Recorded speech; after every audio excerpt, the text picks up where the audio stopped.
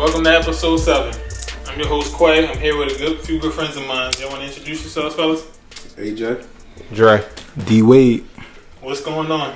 I mean, who want to start off with that? I'm gonna let the rebel without a cause go.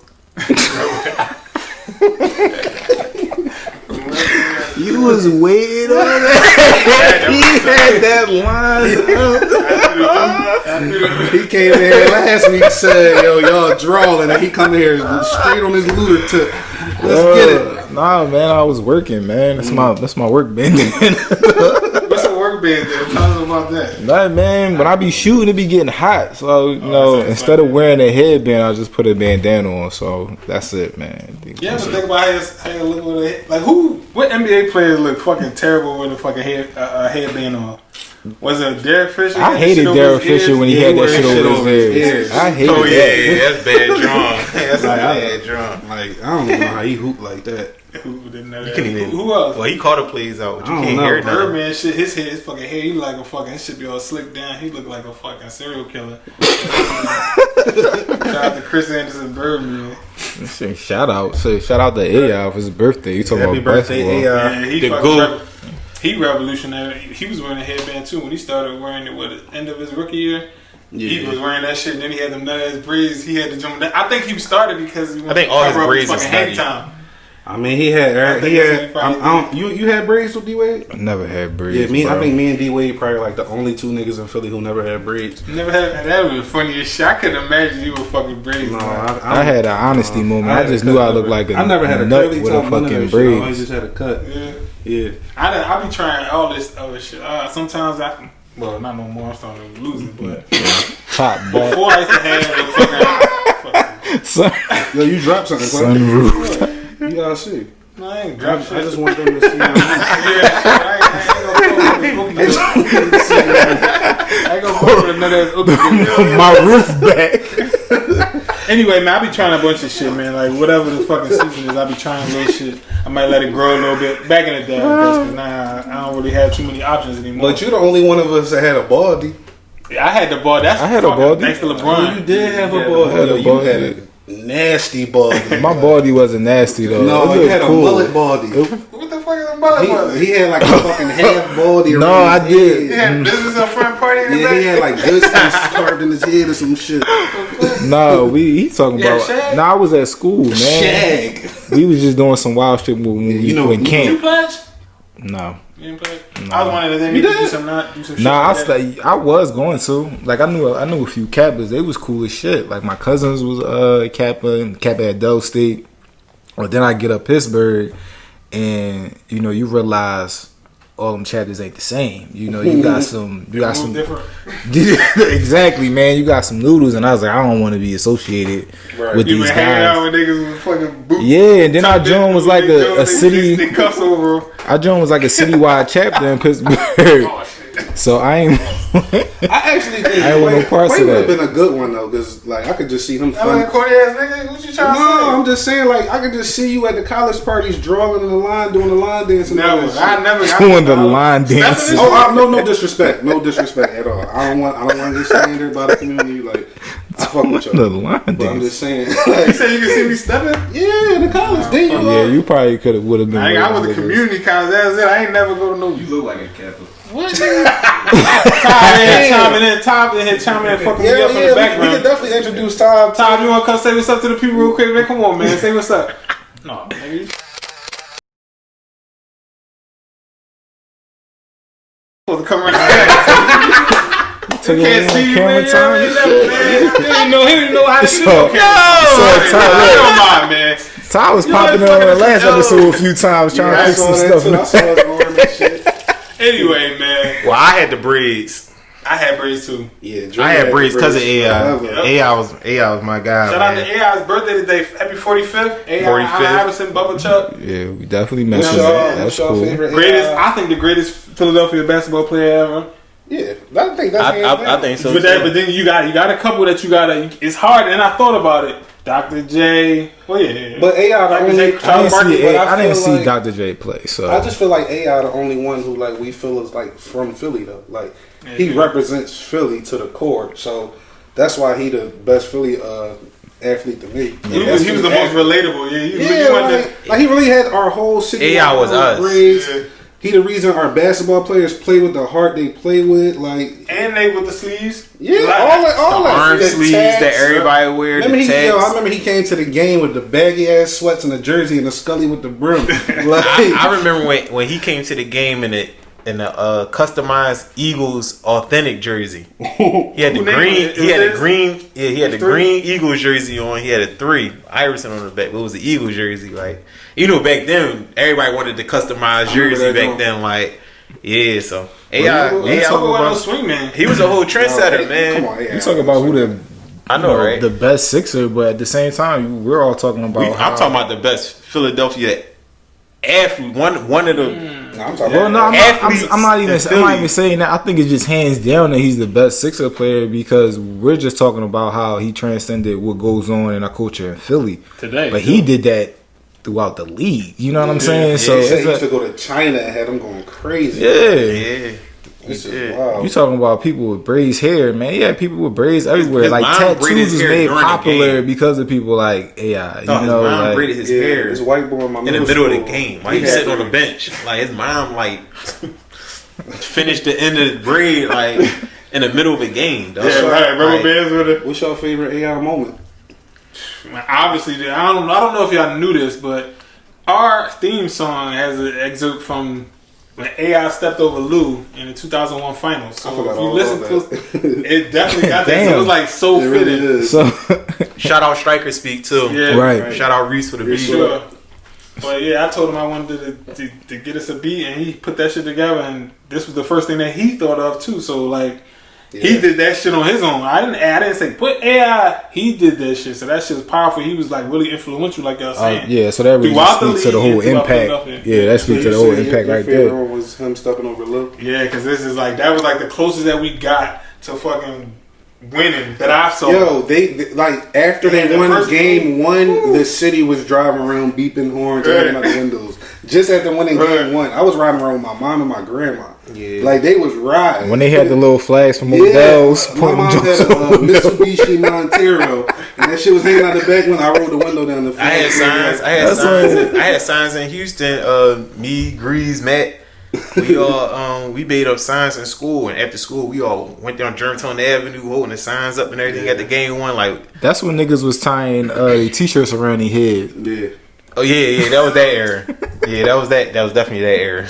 And then it was a big ass t-shirt too. It was definitely that era. I think it made us hotter. Like, it didn't do nothing, but and then it got dark. Crazy. For who? AI? It got dark for the Sixers. We talk about that after they won that first game. Oh, after that first game. Can we get my man a favorite moment? He got the jersey on and all. Definitely that. got the jersey. You gotta show that, bro. My favorite AI moment. I think when they beat Toronto to make it to the finals. That game 7. And I remember because Vince Carter, he graduated from North Carolina. He went to the graduation that morning. And in my mind, I was thinking like, bad move. That's a bad move. Like, he flying on game day. Like, you know how they be like, you know how teams like to come in a couple days before the game day. He balled, but the Sixers pulled it out at the end. But I think that whole season, that whole 2000 season was just crazy. Like, you look at the starting lineup that he had. Like, he had Eric Snow point guard. AI was the 2. You had George Lynch at the 3, Tyrone Hill at the 4, and Matumbo at the 5. Like, that is not a finals lineup. That's off the bench though. He's saying McKee 6 man. Matt Geiger on the bench. He was like he was the enforcer. Matt Geiger was the enforcer. Jermaine Jones. Yeah, Jermaine Jones. You had Rodney Buford. You know what I'm saying? Like, but you saying them names, like them names, that's not, you're not even supposed to make it to the finals with them players, dog. Like, that whole season was crazy. Right. Yeah. Like, and even as a rookie, like I remember AI scoring 40 points straight in 4 or 5 games in a row. Yeah. As a rookie, like I've seen it early. That's when it wasn't even on Comcast Sportsnet. It was on Prism. Yeah. It was on the Prism channel. Sixers games was before that. God damn. Yeah. I think my favorite moment gotta be him crossing Mike. Like that was crazy. That was just the his rookie season. Like, I'm here. Like you the GOAT, Mike, whatever. But I'm right at you. Like he went right at him. Didn't the Bulls win the chip that year? The chip? That's cool. No, I'm just saying they did. They wanted to. He got 96, yeah. No, but I'm just saying like that was 97. 96, 97. Yeah, they won 96, 97, and 98. Yeah, that's right. Nuts. Right. Fucking think of that. That's but that was just my thing because he was just a young dog, and he just went at Mike. A lot of people feared Mike, but AI didn't. AI didn't fear nobody on that court. And that's why the city gravitated to he him went so much. hard. You know what I'm saying? Other than the fact he was at Fridays on Ceylon Avenue every Friday, like, you know what I'm saying? Like, he was there all the time. But well, one of my favorite plays, at least from the AI, is it was like the last game of the season. They was in Toronto. It was either his rookie year or his second year, and I think somebody missed a foul shot. And he came from the 3-point line and just whopped that shit with one hand off the putback. Yeah, I think it was against Seattle. Seattle. He had two of them. He had two of them. One was against Seattle, the one you talking about. The other one was against Toronto. The other one was on Toronto. He hung one. Eric Snow shot a little jump shot off the backboard. Yeah. And he hit off the front rim. And AI came and jumped on Marcus Camp. He was on his shoulders. And he had to hold on to the rim till he moved. I saw those top 10 today. But it was a lot of plays. Like one last John though when he crossed Antonio Daniels. He made him He fall fell twice. Yeah, He made him fall he twice. crossed back, he fell. Then he touched the ground, got up. That's how I used to be doing weight in the fucking gym. Get the fuck out of here, man. Don't let them open the league back that, up. like- No, we ain't gonna talk about that. Ain't nothing to talk about. Yeah. What we got to talk about today, bro? I mean, do y'all want to get into that yet, man? I feel good right now, man. I think we should continue. Well, bring up a light topic. More positive shit out, man. All right. Well, we got a lot of shit to talk about. Yeah, go find something else then. Did we talk about Kirk Franklin and that Fred Hammond? We touched on it. We touched on it real quick, but did y'all watch it? No. All right, so how we gonna touch on it? Why? Y'all didn't want to be blessed, man. Yo, we should be ashamed of ourselves. No, don't you know? We watch all the matches. It. I know you did. You already know I watched. Well, I had my tambourine and all that. Like I was getting busy. If you feel that way, why didn't you watch it then? I know. I was thinking about that in my subconscious. Like, yo, I didn't watch this, but I'm fucking lining up to watch Ludacris and Nelly. Listen, gospel. gospel What the fuck is that? Like, gospel is just good music. You like Ludacris and Nelly? But I'm saying that's kind of like blasphemy to not like Blasphemy.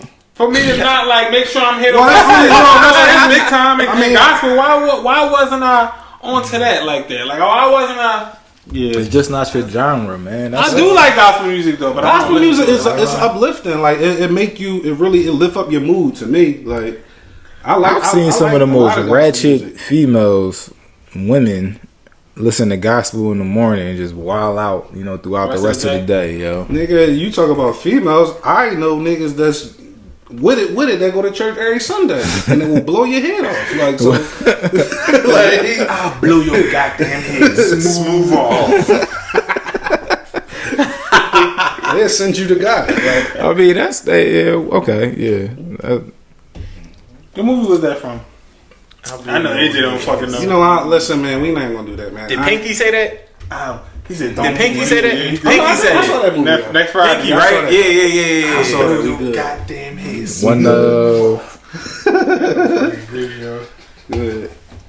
So I guess there's no. Now we can get into the bullshit. we'll get into You ain't something, gotta cut out man. of them. Come on. There's been a week of protests. It's been a week of, you know what I mean? It feel like this whole week went so fast. Are they still looting? Protests. No, I think the looting was only the first day or two. Was it? It definitely wasn't a day. It wasn't a day or two. It was probably for I feel like 3 4 days. Yeah. Oh, just to lighten it up just a little bit, like, what was they looting? Because everything I see for sale, corny as shit. That's why they looting. They trying to sell whatever they I see some They trying to use the What was bullshit. y'all stealing? I see Like, some shit. well, I ain't see no I think shit. they was just Not taking yet. anything they could take. They ain't give a fuck what I it ain't see no was. shit. Well, that's what that may go back to what I was talking about last week. As far as like looting and rioting, I mean, that wasn't for them to kind of come up or anything. That was like personal gain, I think. Yeah. Excuse me. So you may not see nothing on sale or corny shit on sale because they kept a lot of shit for themselves. Yeah.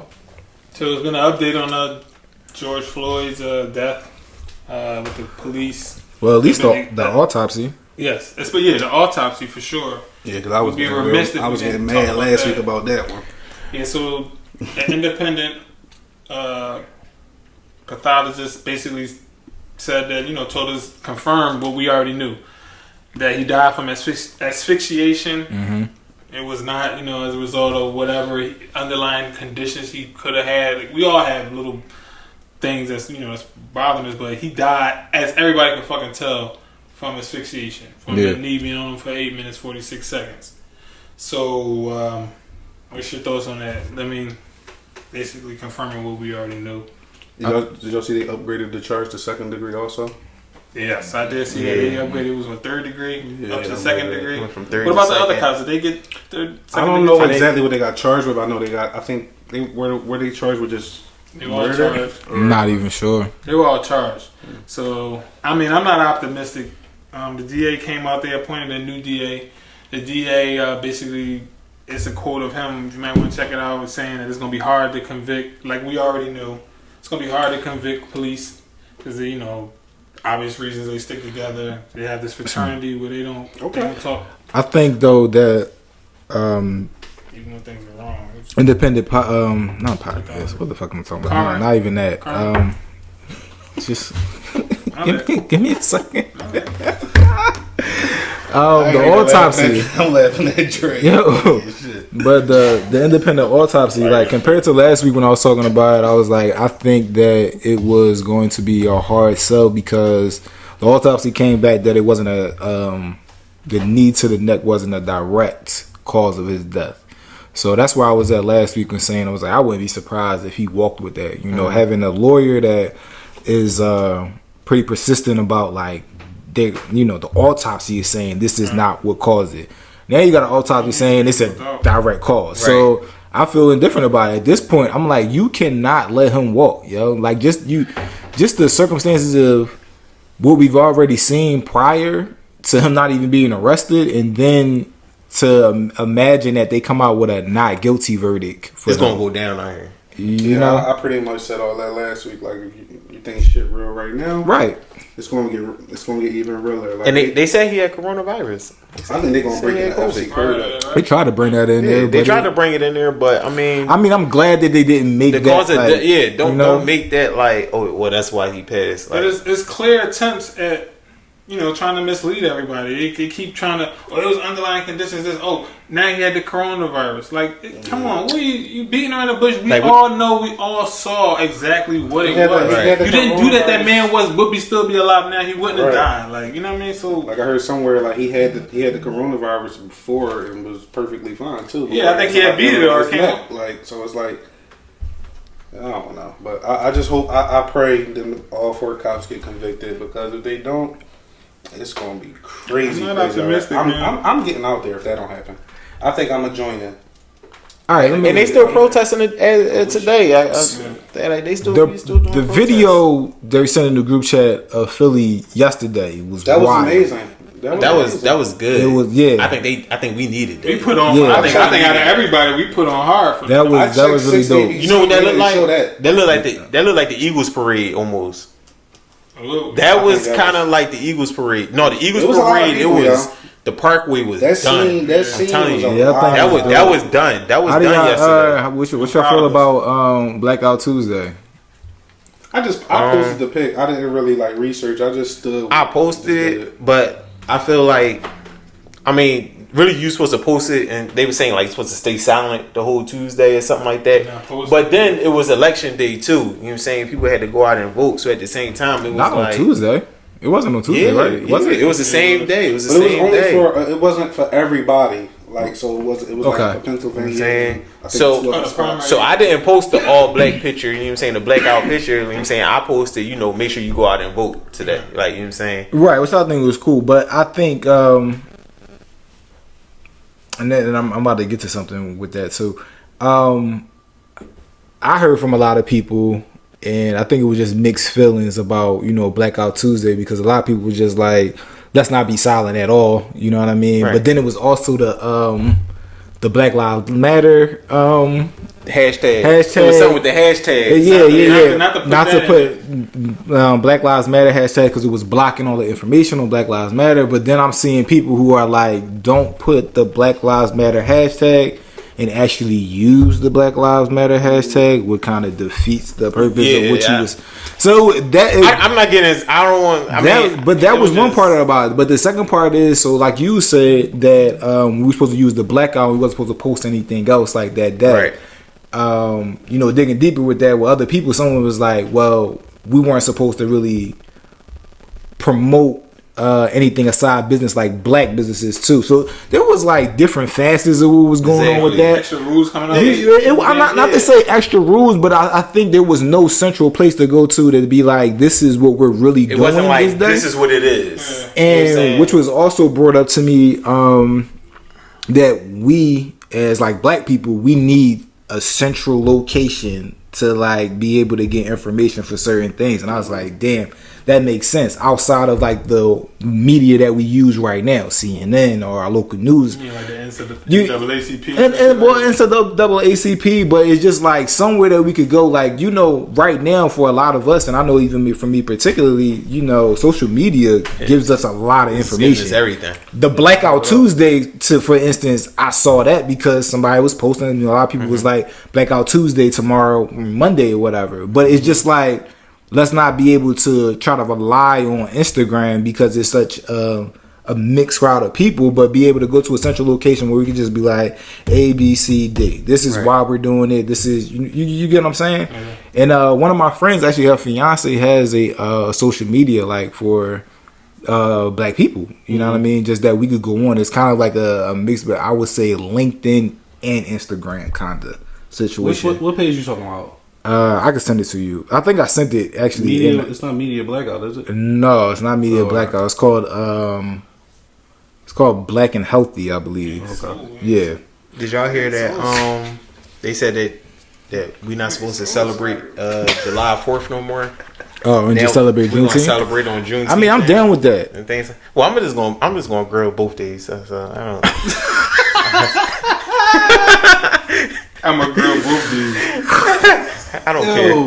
I'm not gonna both days. No, I'm done with that. Like, now that I know, and now that I'm older, while we're in school and you get into Independence Day and you're constantly being fed this from other people about July 4th and what Independence Day is, and then you get older and you start to realize like that ain't really Independence Day because it wasn't independence for everybody. You know what I'm saying? So exactly. As you start to learn more about that, then it's like, yo, fuck July 4th. You know what I'm saying? Give me that day off. I'll take that. You gonna take the 8? Fuck July 4th. You know what I'm saying? Right. Take the 8. Take the 8 instead. It's on a Saturday too. That's whack. I'm working Saturday. They always give us a day off. I thought that was Friday. I thought June 19th was Friday. No, it's on July 4th. It's on a Saturday. Oh, all right. Because they're gonna try to finesse that into not doing shit for Father's Day, right? Oh, y'all want to talk about that now? We can't. We want to talk about. I know. We want to talk about that now. I ain't know. Father's Day gonna be empty as shit. Y'all ready? Let me take a shot now. Your motherfucker always trying to cancel Father's Day. Father's Day get a bad rap. I'm not a father, but I literally be pissed around Father's Day. It's like the most underrated player in basketball. It's underrated. I think fathers are underrated for all the posts that you see, and especially now too. Like, love our black men, like love our black fathers, and whatnot. It's like when Father's Day come around, please respect the fathers who are out here doing things. That's what Father's Day is really for. Father's Day is for the people who should be getting acknowledgement. Not the deadbeat dad, not your baby dad, you know what I'm saying, not that you fucking moms, hate. Not the moms not that, the mom who do both. Because believe it or not, they're dads who take on the role of being a mother too, because they're a single father, but they not in here a Mother's Day talking about where's my flowers. Right. You know what I'm saying? Like, so I think that's whack, man. And I think, like, honestly, as a parent, like, you do what you're supposed to do. Like, every day you with your kids, and you know what I'm saying, you sharing the valuable moments every day. You get them flowers every day just by being with your kids. Mm-hmm. You know what I'm saying? So it's not even about one day, whereas though it's like, oh yeah, we should get all the attention. No, I mean, every day you get them kids that attention, dog. Like, that love is coming back in return regardless. Yeah, it'd be hard. It's hard. But at the end of the day, I feel like you get rewarded in ways that a a father who is an absent father isn't. I mean, or he doesn't get. You know what I'm saying? They don't know what they're missing. The things that's hard, even though it's difficult, it is still like make you smile, and even when things are tough, it's a real rewarding moment, man. It's a lot of rewarding moments. Changing diapers, you never knew that. Just the stupidest shit, can be memories. You know what I mean? Like your child fucking 21 going away or coming home from college. But I remember when I was changing, you had diarrhea for fucking 6 straight weeks. Whatever. Right. Yeah, 6 weeks of diarrhea is crazy. Like my son's teeth just cut in. You know what I mean? Nigga dehydrated. Man, his teeth just cut in, and I'm like, I think it's different now because I'm going through it again now. Like Joel is 11, so I feel like now it's different. I'm paying attention more to like to everything, like more of the like the milestones and things like that. So like now I feel like. Now I'm thinking about, I do remember a lot of shit with Joel, but when his teeth cut in, I feel like this is going to be more memorable for me. I don't know why. I guess maybe the second kid around got more experience. It's just a rerun. I don't know, but it's just different right now. I woke up the other day, Aaron was making eggs. That's crazy. That's crazy. That's crazy. And she be 9 in August. I woke up, she was making eggs. That's hard. And it was only thing Dre do is pour cereal, and he don't drink milk, so it's like it's easy for him. He can pour it in a paper cup, a container, like whatever. Like he don't drink milk, so it's like brownies with her. I showed her how to make a smoothie. Like I just like do all the little shit with her, like just so she can like pick it up. Like, and she actually kind of picked that up on her own. Like from down her being with her mom's family, and you know, my mom taught her to make it a certain way, so she basically took some ways from their way and some ways from their way to mix them together. And they hard. And she rolling. Like we about to sell eggs. Like back to like what Wade said with the females, downplaying Father's Day is like not to go back to the George Floyd thing, but like when that happened, like you saw a post on social media like, "Oh, good morning, Kings," or "Oh, remember, Kings, we love you. Yeah. We love you, Kings." You know what I'm saying? Yeah, we love you. We love all the black brothers out there. Until we get 40 ball out. But soon as Father's Day come up, you know what I'm saying? It's like F him or F that. It's like, yo, I just think it's you were just telling me you was loving but me. Not even particular him though. It's just not him, but it's like when certain things. No, happen, I don't mean like George, but I mean him. Right, him, yeah. And it's just like they go so back and forth with it, but it's always depreciated. Like Father's Day is so depreciated, it's crazy. I agree. Because the consensus is fathers, we don't do nothing. You know what I'm saying? Or a lot of fathers is not in a kid's life. But that shouldn't take away from the ones that are. The ones that actually step up and do what they do. And Absolutely. We don't even want no extravagant shit. We just want we just want quiet, man. We just want peace. The same shit. Quiet. Let us quiet, man. Tell us, give us a hall pass. Well, it's like to go outside. So it's two things. Like just even sitting here right now, just listening to y'all stories talking about what you and your kids. Is exactly what I was talking about at the beginning of this conversation. It's just like there are fathers out there that should be celebrated. Like let's celebrate the good fathers. Let's not turn my baby father ain't shit, and then it's just like I've been the dad, and it's just like again, just to reiterate what I was saying earlier, you just don't see that from niggas. Like turn around on Mother's Day and be like, my baby mom ain't did. You get what I'm saying? So and I'm like, that's just what we need. We need to do that. But even with that, I feel like, so what's like the best gift that y'all got? Because Mother's Day again. That was like, do you get like a gift? That was a did I get a gift? I got held now. I can't front like I ain't get held now, but it's just like not often. Like going out to eat and shit. Like for Mother's Day with my family, like it's like, all right, we gotta make sure it's extravagant. Yeah. Like, if I was able, all right, we'll cook out for y'all. Like, it's cool because the food be rolling. I'd rather cook out. But I'm just saying, just the simple fact it's not a real thought. It's the effort. It's the effort. You gotta go spend this shit. Right. Like no matter what. But Father's Day, it's cool. Right. But I appreciate it all. Like, you know what I mean? Because at the end of the day, like I don't do that shit for recognition. I do that shit because this is what I'm supposed to do. Like, but also was there. You don't have to do. It's also like you don't even have to do. I saw my dad every single day growing up. Like I can say it. I can say that a lot of black men. I can say that thing that a lot of black men can't say. Yeah. Like I really saw my dad every day growing up. My mom and dad been married my whole life. Mm-hmm. So my view of the father is just different. Like he taught me a lot of things, and he the reason like I haven't been in so much trouble and shit. Like making better decisions in life, just shit like that. Mm-hmm. So. I think fathers is definitely like they need to be applauded. Like let's just not throw that holiday. Yeah, third dad. I know. I feel like my dad. Your dad like my dad too. I feel like my dad took all y'all in as his kids. I feel like it was real shit. Like, Mr. Aaron, man. I love Mr. Aaron. Man. I love my dad too. Actually, my dad came at me about doing a father and son podcast. I'm gonna do that with him too. So stay tuned for that. Yeah, that's lit, man. Yeah. I feel like. I mean, things done on. I mean, y'all know me. Y'all just give me some seafood and I'm good on Father's Day. Like that's me. Give me some seafood on Father's Day, some quiet, and I'm good. But I mean, you get the little cards from your kids and things like that. Like, I mean, that means more than anything. Yeah, for you know, when you get cards like homemade cards from your kids and stuff like that, touch you different. Yeah. This gonna be the first Father's Day without my dad. You know what I'm saying? Yeah, so personally, like, sure. like, I'm taking this Father's Day as like a different approach a little bit. Like I'll go see him, you know, at the cemetery or whatever, which will be different this year than any other year. I don't know, man. It's kind of like mixed emotions this year. Like this year, like literally this year has been crazy. Yeah. Like every month has been insane. One month, I feel like what was it? April had a lot of shit happen. Every month is just May, like loaded.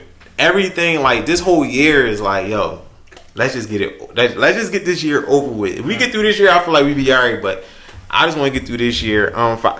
Father's Day, man. I mean, I enjoy it. I'm gonna still enjoy it regardless. You know what I'm saying? I'm just gonna be thankful for, you know, the family, the kids. Mm-hmm. You know, I already know I'm gonna get homemade cards again. Like, you know what I'm saying? Like, I look forward to that type thing. I look forward to that, man. I still got you got a wild coincidence. Like, get you a big ass tie. And it's like my dad, it's like that's crazy. My dad and Lil Dre birthday on the same day. That's crazy. And he was a week older than Joel. When's his birthday? September 14th. Right? So he Joel's birthday the 19th. Yeah. Friday's older than Joel. And then Tyler's birthday the 22nd. Clay and his coincidences. yeah, it's crazy, man. It's crazy. And Dre was born 5 pounds 4 ounces, and that's my birthday, May 4th. You play the number. You gotta play the number. And we go to. I always play my birthday. We usually go to Atlanta for Dre's birthday, May 4th. Yeah, and I usually spend. Let's make that number. And I usually spend $504 at Blue Flame too. The Flame. Always shout out. All flats, baby. Yo, Blue Flame went to sign us at the Wild, man. What's that? Blue Flame, man. They going to. I hate strip clubs, and I've never had so much fun in my life. I didn't give y'all my little take on Father's Day. Oh, I'm sorry, bro. I want to get this because we can't go from Father's Day to the strip club. Go ahead. I just want to get this. I mean, they kind of go. Yeah, it did. Yeah, go hand in hand. Like y'all was saying, basically the rewarding thing is just being in your kid's life every day. The small thing, like y'all was saying, the homemade cards and stuff like that. I still have all mine that Joel gave me for Father's Day when he was in pre-K and stuff, all that kind of stuff. So those things are treasures that we hold dear. Also, Joel always got money. You know what I'm saying? I swear to God, he probably got like $89 right now. $89. Dude, he always got money. He stayed with money. Like he's good with saving. That's what's up, man. He'll save his birthday money and then buy his parents gifts. Like he does that for his mom. He buys his mom a gift. Oh, that's lit. With his own that's money. Lit, for sure. This boy buy me Chick-fil-A. Like I want to treat, and I let him because look, I mean, you ain't gonna turn down no nuggets from Chick-fil-A, dog. Exactly. Like you like, look, man, I was thinking. Well, you deserve that shit though, because I can honestly say, like since I know you, like you've been like. There, like you do everything. Yeah, you take cuts with you. Every cut that you like not dissing you, but like you not really tough and ball, but You coach his team. But like you really stepped up and you did that. Like which made him better. I like, and I seen the progression in Joel. Like I remember he couldn't do much. Right. And now last time he was playing ball with us, he got a couple buckets. Right. Like, and that just seeing that made me happy as being like his uncle and shit. Right. Like, you know what was a good moment was when Joel team played Dre team. Oh yeah. I love seeing him on the court. Was that Mallory? It was at Mallory, right? That was at Mallory, yeah. And Dre scored the first 2 points, remember? Yo, it was so funny, man. He didn't score after that, but it was funny. He really played D like you, though. He play defense. He played defense. I know, man. It's crazy just seeing I tell Dre, like, when it comes to basketball, if you play defense, you always going to be on the floor. Yeah. The offense going to come. Don't worry about that. Right now, worry about sliding your feet, keeping your hands up. That's what I tell Drake. I tell him that every day. Yo, slide your feet. Keep your hands up. That's it. You slide your feet. Keep your hands up. Keep your eyes on their waist. You keep your eyes on it. They can dribble the ball around the world. You keep your eyes on it. They can't go nowhere without their waist. But I don't want to take this. I still want to get this little point across. Like we started going on ball, and I just wanted to get I just will not let me get my Father's Day point out. I mean, technically you did start it, but go ahead. Yeah, y'all started talking. Well, now we just transitioning the ball. But like I said, man, he played. We all know he played ball and stuff like that. He saved his money. He bought me PlayStation 4 games, and I let him because he bought me Watch Dogs 2 and stuff like that. Like he do stuff like that. Let me hold that drum. And still I got it. They always got money, so it's just like he saved his money. He responsible, and I feel like I'm doing a good job. And like I mean, I love that y'all had y'all fathers in your life. I think one of the reasons why maybe you might see me go hard like that every day is because I didn't have my dad until I was about like 18, 19, and he died when I was 20. So it was like he came into my life, I think, like right before he died, and I think he kind of maybe wanted to reconcile with things, and you know what I'm saying. I never got to really talk to him and get to know him, so it was just I think that might be one of the reasons why I'm just like super present, and it's just the right thing. We just all wired that way. I think that's like one of the underlying reasons why we all real tight and click together, like when we first met. Because when I first met all y'all through AJ, when I first met AJ, click. And I first met all y'all through AJ, click. Now we all lifelong friends, I feel like, and that's just some real shit. Like sometimes I get emotional in the chat, like yo, we started this chat like off of just a fantasy football league, and we talk every day. Since. I think, but like I never, not to dish you again, like you old as shit, but like you the oldest one, so it's like you appreciate that shit more to see. Like we not from the same neighborhoods, none of that shit, and we all, like you said, we all just click. So it's like, for you to see young brothers that's got like kind of like the same mindset as you, it's like refreshing for you. Like, you get what I'm saying? But to like the last thing about the father's thing, I think everybody can't wait for the day you become a father. Yes. You ain't getting away way too much. Let's go. You be saying little slick remarks. You always got. I can't wait. You always can't do shit. Bro, I'm gonna be there. I'm gonna be hands on. Right. I'm gonna be there, like, what's up? No, we gotta come up with all these plans, so we can always tell us, like, yo, I can't come. I can't come because I gotta do this. Do you plan on having kids though, D-Wade? I mean, at some point, but you know, at that point, I feel like our kids gonna be like, it's gonna be no. Well, I tell you all the time, I got a fear, man, and then the fear is right now that I'm gonna have to make friends with dads I don't know, so I'm gonna have to be friends with like Coachella. You know what I'm saying? I don't have like I don't no. Let it go. Yeah, that's the thing. I don't want to be friends with like a corny ass or a young ass dad and just be like, nigga, like you a hype as shit. Right. So I worry about that, but I don't worry about the part of raising a child at this point. Especially because I do mean it's like no joking. Like y'all have been a real good example for me as like homies and shit, and like watching y'all. And not just y'all. And then I got other homies, who are great fathers, and then which also again just bringing me back to how we started this conversation is just like why I feel that we should celebrate the good fathers instead of the bad ones, because I know so many good ones, you know what I mean? So even going back to the couple years ago that did that shoot for y'all, and that was like that was like my appreciation of y'all. I appreciate that. You know, and also just to kind of shine a light on the fact that there are good fathers out there, and that was something that I wanted to do like every year. But for the last couple of years, you know, it kind of fell off. But I do want to kind of bring that back, you know, like D-Wade for Dope Dads, and just giving a few dads the opportunity to have a photo shoot with their kids, you know, and it's something they could take home, you know, for free. And that's, you know, that be that. But yeah, so that's like that was my way of showing, you know, how appreciative I was of y'all and y'all being, you know, the fathers that y'all appreciate are. that, man. We appreciate you too, man. We don't really see too many, vulnerable moments from you, man. You know I mean, I'm you like you about to tear. You opened up, man. You opened up, man. Damn, cuz. We appreciate you too, man. We love you too, man. Air hugs, man. You know what I'm saying?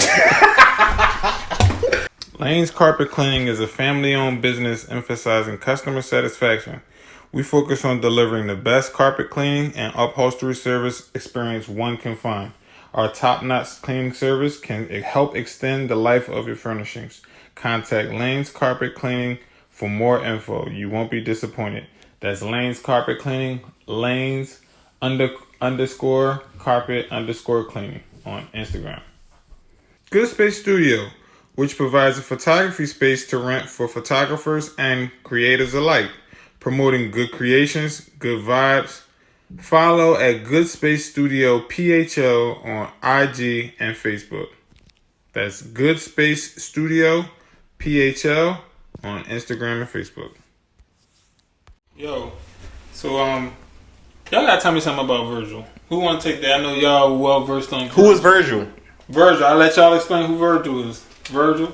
D-Wade. She's gonna let me do it. It's like the biggest joke I had. 2 Virgils and shit. That shit funny. Forgive me. 2 Virgils, 100. I don't know Virgil's exact title in Louis Vuitton, but he is like a head designer. I forgive me right now. But he also leads, you know, Off-White. Earlier this week on social media, Virgil released a post that was basically saying that he matched a challenge for $50 and a Cash App challenge to provide to help me out. Hey, what was? I'm reading it right now. It says, I'm gonna read this post. The Miami community. I'm crazy inspired for kids in the streets that need a bail funds for George Floyd protests. Sent. $50 will be deposited once FemPower completes the payment, matching the local energy, and he added 5 people. All right. I don't think it was I think it was the little slick talk that people are upset at because hold on. I'm crazy inspired for kids in the streets that need bail funds, and people just automatically went to. Well, let me get this out then, because I really wanted you to read that because I forgot what the exact challenge was for. I think the issue that everybody had, and even when it was sent, I forget. I don't know. I don't think it came to our group chat first. I think I saw it somewhere else first. When it was sent, I'm like, this can't be real. Like, there's no way he only gave $50, and it kind of just goes to the context of how we are on social media. Period. You know, we see things, we don't always research shit. You know what I'm saying? Yeah. So it's a backlash because now it's just like Virgil has all this fucking money, obviously, but he only donated $50. You said Louis Vuitton, right? Louis Vuitton. Did you say Off-White too? Off-White. All right, yeah, $50. Louis Vuitton and Off-White. So if you read that and you see his post and you're only thinking he only donated $50, the next day he comes out because of the backlash and reveals that he was actually matching anyone who contributed $50, and he did how much? Up to 200,000? 20,000. Up to 20,000. $50. For $50. And he was matching everybody who did 50. And then it just clicks to you like, oh. But it's just like, because we are who we are as people, we rush to judgment. And it's just like, at that point, we gotta look at ourselves. Because sometimes we look at it as just like, we want people to kind of be silent in what they do. As in like the contributions that they do, because if they loud about it, it's like, well, if you donate, and then why you gotta tell everybody about it? If you don't see it, then it's just like it never even happened. So it's just like, where's this balancing? You know what I'm saying? I think it's a lose-lose. It's a lose-lose. I just feel like if you gonna post a $50 joint, you gotta post a $20,000 joint. Like you can't, like you don't. What you stamp everything that you're. But does he have to? He don't have to. But you posted a $50 one. He don't everything have that you're connected to costs $200 up. That's the problem right there. Like he should have put half a man in quotations on that $50 bill that he sent them motherfuckers. Like that's all he do is do that shit and fucking. How would you feel though? How would you feel if? How would you feel if he didn't post anything at all? I think personally, I think that'd have been better. That'd have been better than post. Like I feel like a lot of black people feel like $50 from Virgil was a smack in the face. Like they can't go to. That's what they thought of their post. Spend $50 and even get a product in return. Right. So that's why they felt like that. But you gotta know you're gonna get these jokes from Black Twitter anyway. But whose fault was it? Whose fault was it? Like in hindsight, once he told everybody like exactly what it was that he was posting, or he was matching $50 for everybody else up to like $20,000. It's like, at least for me, that's our fault. That's the way we viewed it. That's not how. But I look at it like people gonna react to what they see. Yeah, they only seen the $50. They didn't see like the what you said 20K. They didn't see the 20K. They didn't do the research. All they saw was the $50. But how corny would it have been? Do y'all feel it would have been corny if he'd have posted the $20,000 or whatever? No, but I'd rather not post nothing. You could have went the Kanye route. Yeah, Kanye set up a college fund for all of them, for George Floyd's daughter, plus others. Kanye trying to come back, and he didn't. Look, and he didn't post not one thing. He didn't post not one thing though. Like not one thing. You know what I'm saying? And he know how. And you know Kanye stuff. Right now is famous right now probably for wearing the MAGA hat and being at the White House with Trump and being a Trump supporter. But he also gave them college funds for George Floyd family.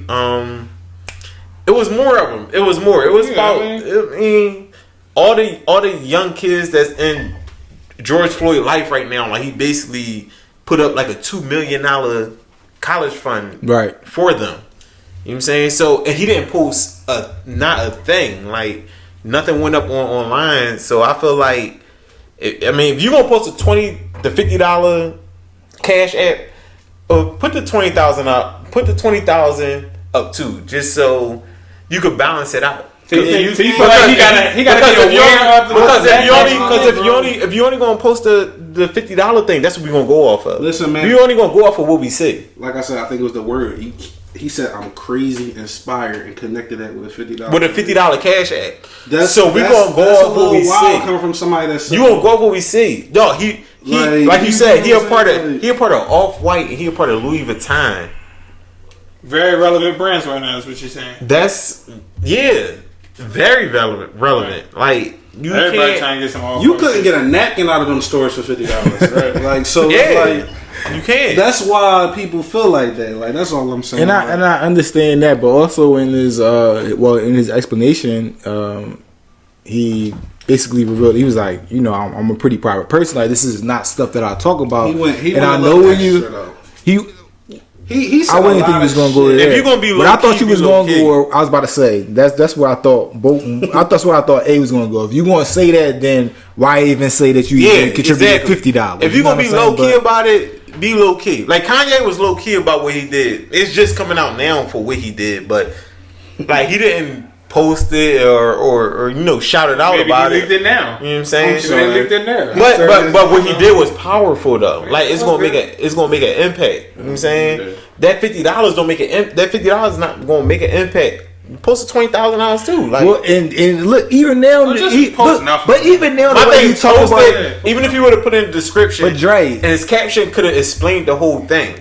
Don't just post the $50 like here go my $50 contribution. But look at how you talking about it right now. You like even that $50, but it wasn't $50. Right, but he should have made that known when he posted the $50. He could have put that in his caption. This is $50 contributed to this and that and this and that.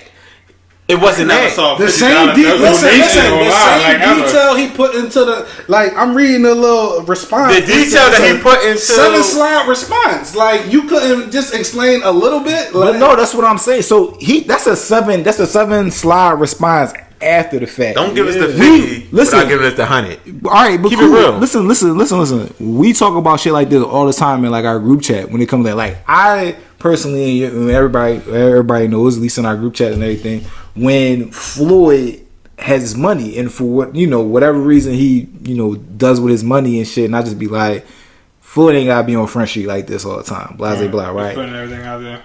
Right. I'm it's just a lot to me. Aside from that, when we're in a group chat, it's just like y'all can't really tell that man how to spend his money. Perfect example. Mm-hmm. You can't tell that man how he's gonna spend his money or what he needs to say in front of his money, like the explanation of what he's giving out or giving back. You know what I'm saying? Like that's what I'm trying to get at. And I'm like, when you look at it from that standpoint, I think we as people and reading media, I think we just ran to that conclusion and shit. Like I think that's on us.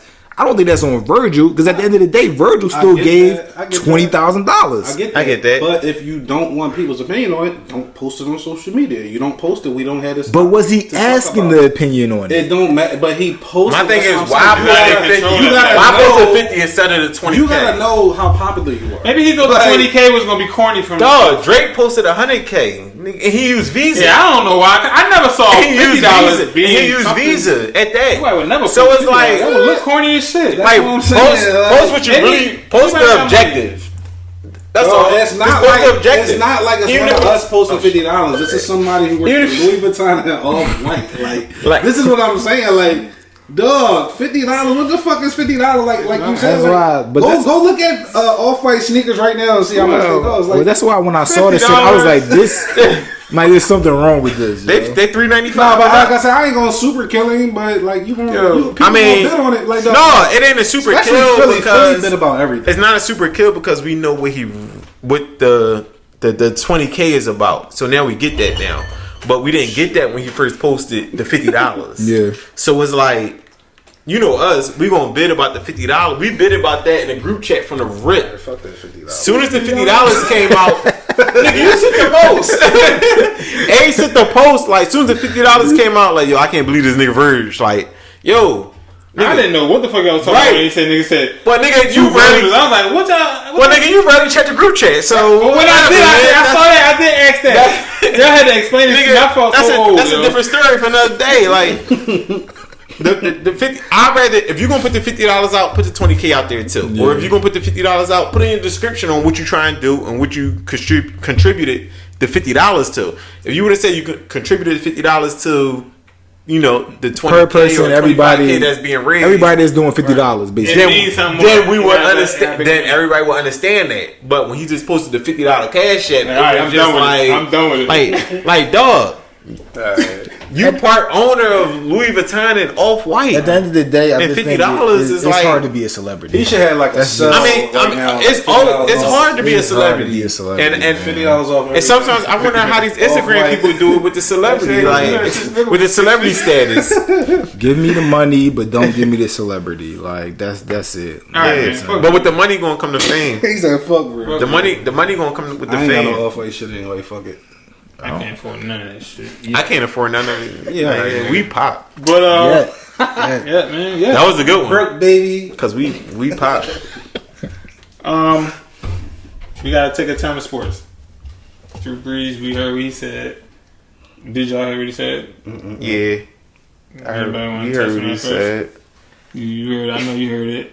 Yeah, I heard it. I don't. Yeah, fuck it. Get right to it. I respect Drew Brees as a player.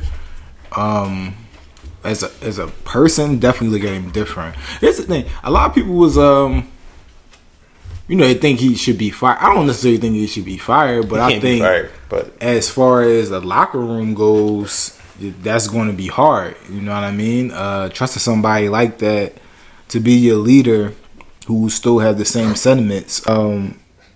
He was asked. I guess was he asked if he still had the same sentiments if somebody was to like kneel this time around?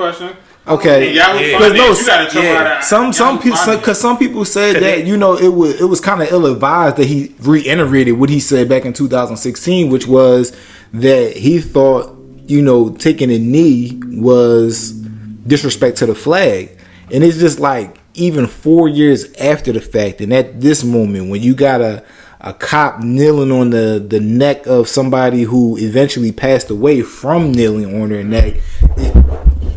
African American, right? He's like African American, kneeling on somebody's neck, and you still associate that with kneeling for the flag, what Kaepernick did, and you know, Cap came out and said it wasn't for the flag, and it's basically Drew Brees is saying that he thinks it's disrespectful because his grandfathers fought for our country, and you know he want to respect them, and it's just like, how you view the flag is just not how everybody else uses the flag.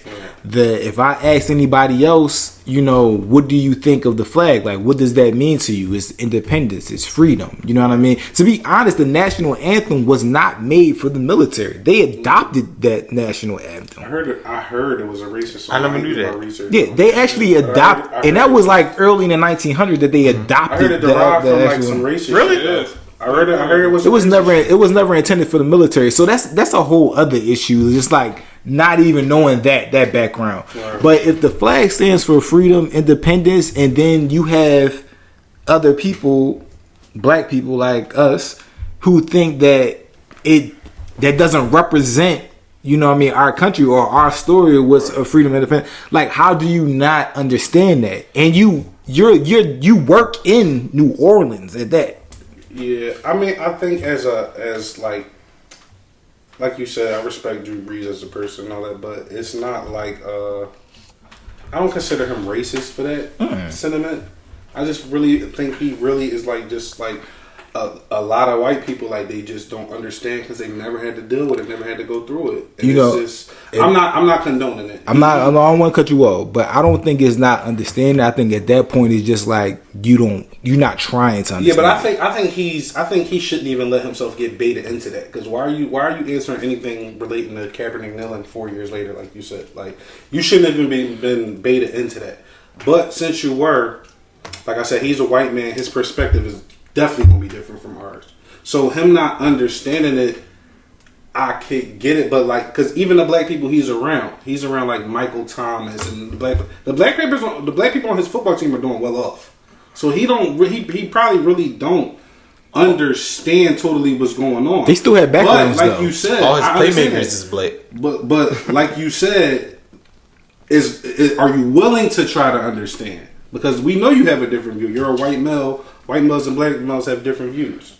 So it's like, but even trying to understand, they got a picture out right now of him taking a knee. Yeah. Back when all the players was protesting when Kaepernick was doing his thing, and they got an actual picture with Drew Brees taking a knee with two other players, and it's like you come out. And now you say, so you didn't even believe it. The thing is, you didn't even believe it. You just did it because it was the thing to do at the time. But you knew, you had to keep your locker room. Even back then, at the time, it wasn't never about the military. It wasn't about the flag. Right. It was about 100% the police brutality. Right. Yes.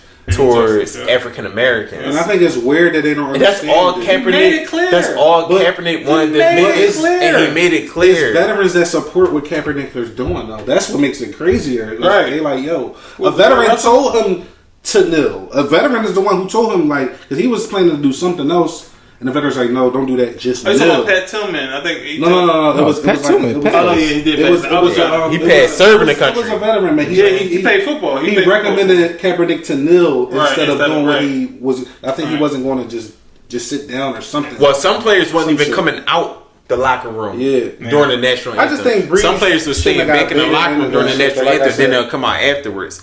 Kaepernick was coming out there, but he was just taking a knee, which was a lot of players from the NFL was taking knee. Malcolm Jenkins, from here, from then they Philly, came with that. They were doing it, and they were locking arms. That's when they came out with that because they stopped it. But then the NFL made it a priority to tell players not to take a knee during the national anthem, which I think was wrong. That shit is corny. And then Roger Goodell 2 days ago, like being on current events 2 days ago, Roger Goodell came out and was like, all right, we was wrong about that.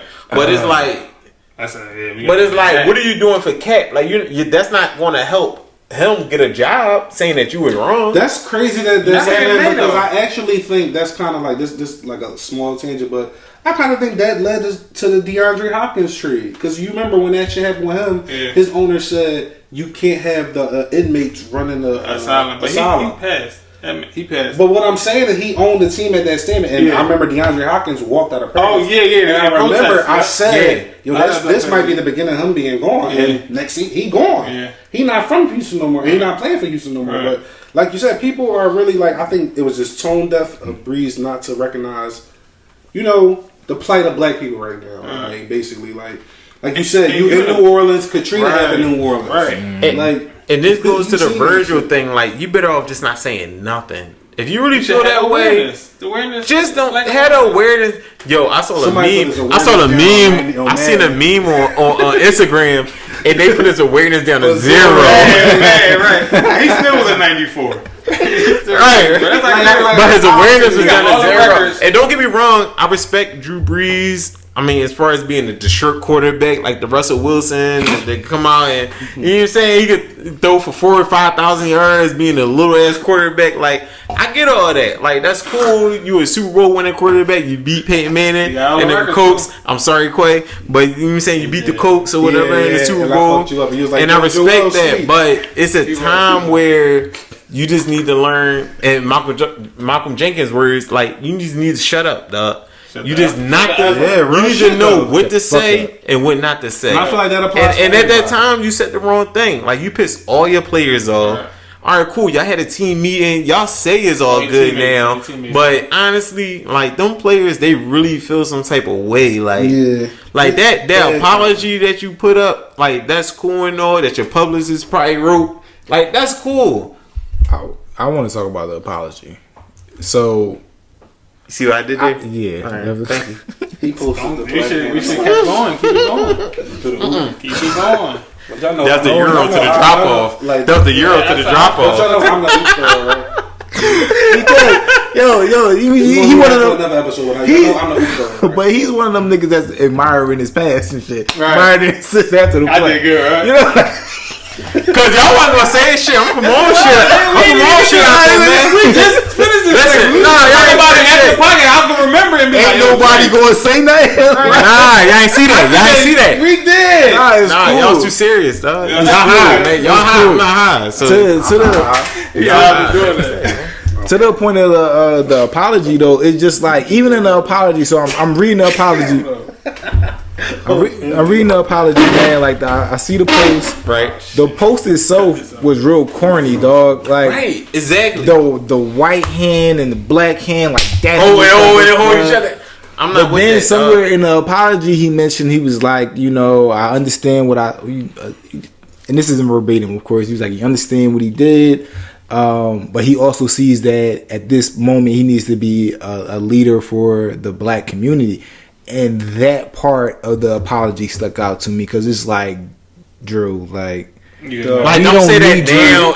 It's not even that. It's like, Drew, we don't need you to be a leader for the black community. We need you to be a leader for the white community. Period. No, period. Right. I mean, not even period, but it's just like because when I think of this, when you say leader of the black community, you think of the black activists right now. Yeah. I don't need to see Drew Brees in the front. He trying to be an Umar. You know what I mean? In New Orleans. He trying to be an Umar. That's what I'm saying. He trying to be an Umar. Drew Brees. That's what I'm saying. Right. I know what you're saying. I don't need Drew Brees. That's the Master P.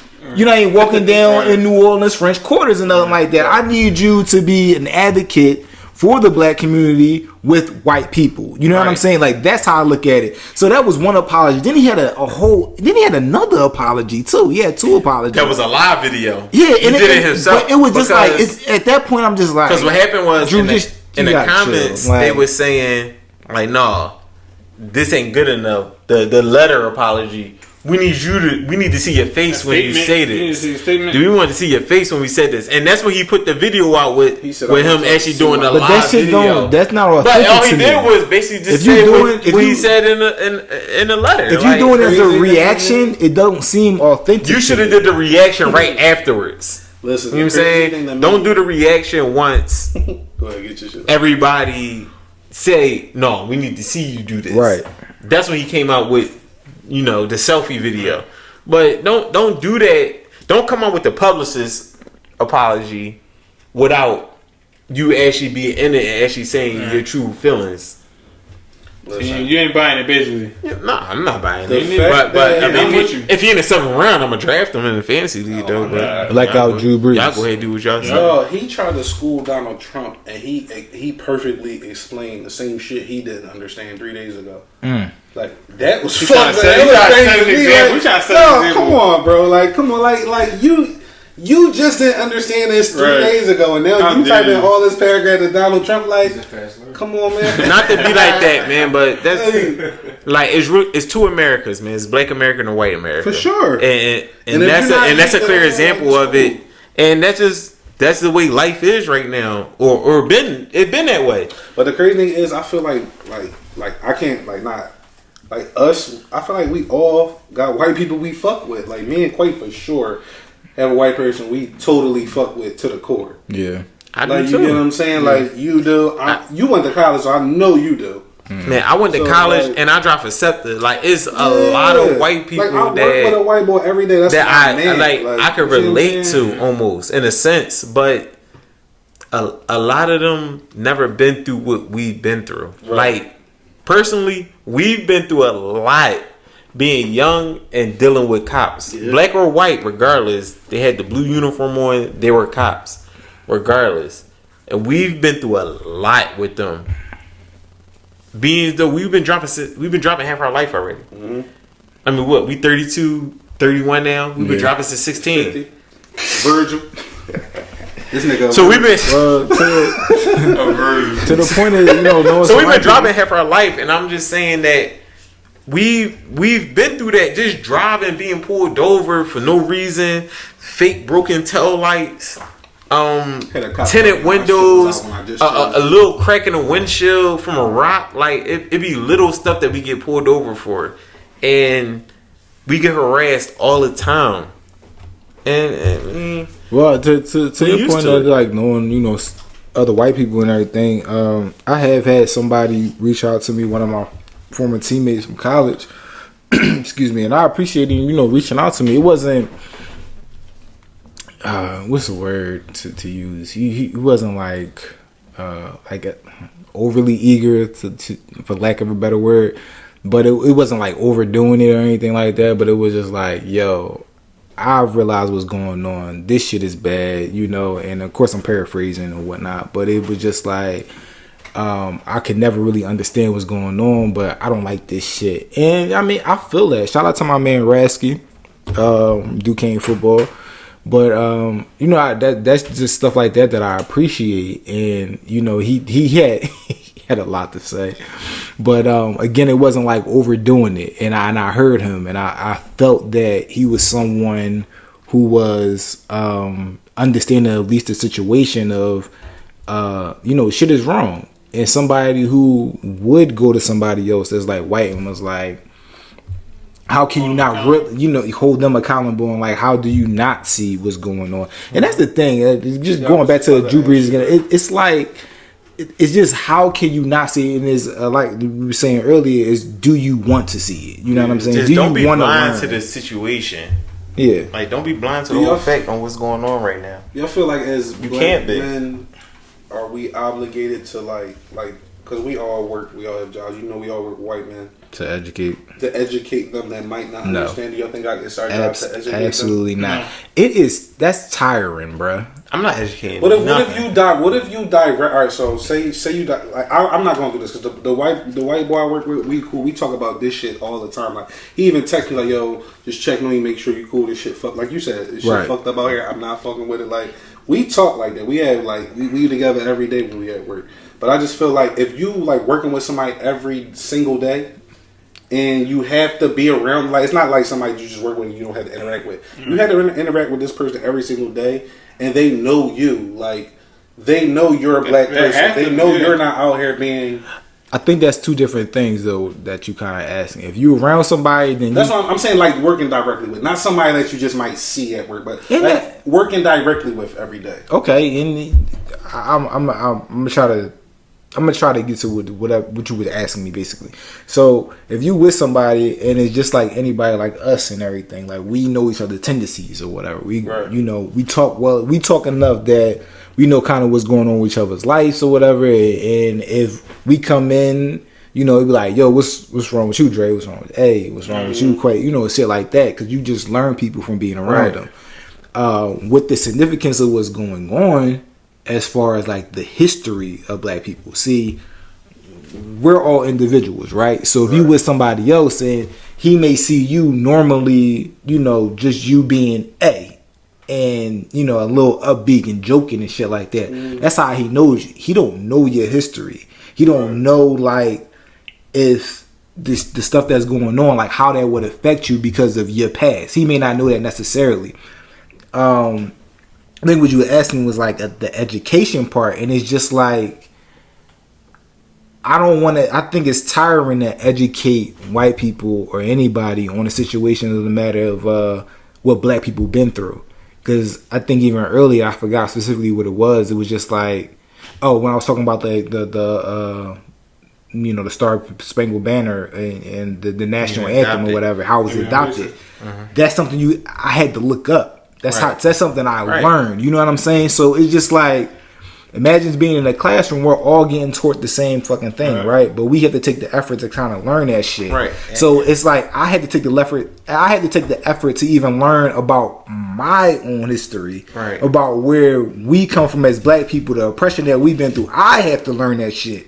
So why can't you learn that shit? About that too. It's just tiring. You know what I'm saying? Like, no matter what's going on out here, like, you got the own freedom to really search and do research on what you want to learn. Google is a motherfucker. You know what I'm saying? And a lot of people, they be like, oh, well, I don't really get what you're going through, but I understand you. And it's like, yo, you can really research what I'm going through or what I go through. Being a black man every day, you can go on Google. Like you said, Google is really everything. You can really go on Google and you can research everything. You can get the history on every. It's like YouTube. You can find anything. You can watch them. Dog, you can get the history. You can get your own information. Your own information can be on Google. It's on Google. Google is everything. You can go on Google and you can learn about everything. If you really want to know, applying yourself. If you really want to know what certain people go through, you can go on Google and find out. Like if we didn't know anything about, Caucasian people, we'll go on Google and search it. And we can learn ourselves about it, rather than something like somebody putting a knee on somebody's neck and passing away for us to really learn about things that's going on right now. We know this stuff. Right. I just wanted real quick before we get off this topic, I wanted to acknowledge this whole situation, the George Floyd situation, all this, everything that's going on this past week. It's been protests outside the country. I've never seen like a worldwide protest. That's one thing. It's in Paris. That's heavy. I'm very proud of that shit. Yeah, that's crazy. Everybody is rocking. I don't remember, like, even with the Trayvon Martin situation that happened. God bless him. God bless his family. But I don't remember that. Like overseas wise happening. Like I think this is a special type of movement that's going on right now. Worldwide. Because it's happening worldwide. It's happening worldwide. I mean, yeah, they protested, but even as the looting and things like that, like we never been through this. I don't remember us going through no type of looting. It was only Rodney King in like 92, 93, and that's 92. And we were, we was too young. Yeah, I kind of don't remember. But that was in LA. That was only in LA. Right. I don't remember that too much. Even their looting was kind of centralized, as in it was in like just one specific area. It wasn't like citywide or anything like that. Yeah, we all over. They was just we all over. They could find like it was like from this year. Whatever I just run into. You seen the video I put the nigga Brandon? He was walking out with the bear. She was like, "Oh my god, she's like, yo, we got here. Yo, you work here?" She's like, "No." He's like, "You want some other shit?"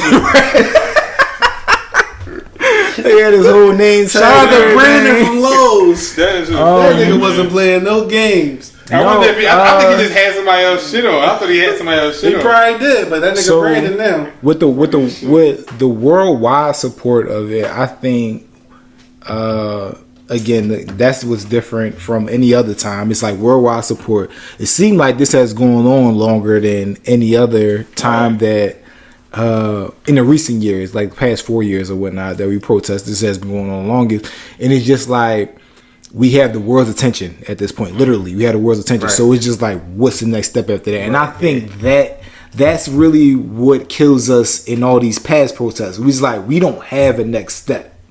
Can I speak on another little thing I saw? I'm seeing, like, I saw a video in Atlanta of the National Guard letting the kids play in the tanks and shit.